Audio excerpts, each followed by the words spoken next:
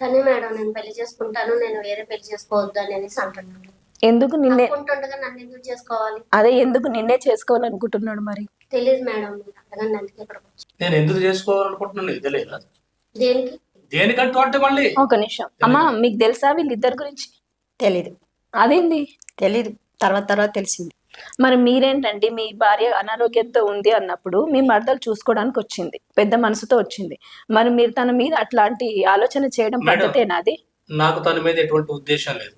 లేదా? అయితే ఇక్కడ ఏం జరిగింది, నా భార్యకి ఈ విధంగా వాళ్ళ అక్కకి ఈ విధంగా కనుక చూస్తుంది, మంచి చెడు చూస్తుంది, అన్ని సపర్యాలు చేస్తుంది, ఆరోగ్య పరిస్థితి బాగాలేదు.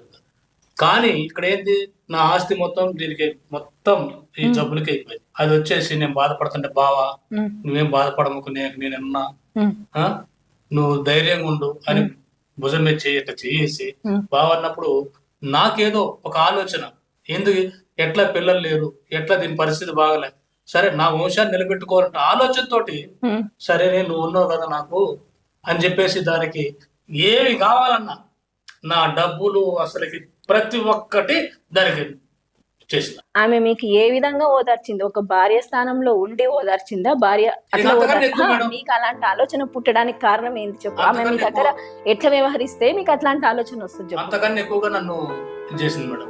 మరి ఏందమ్మా? లేదు మేడం, నేను ఒక తండ్రిగానే నేను ఆలోచించి మొహం పగిలిపోతాను. ఎందుకు పగలు కొడతావు? ఏమనుకుంటున్నారా?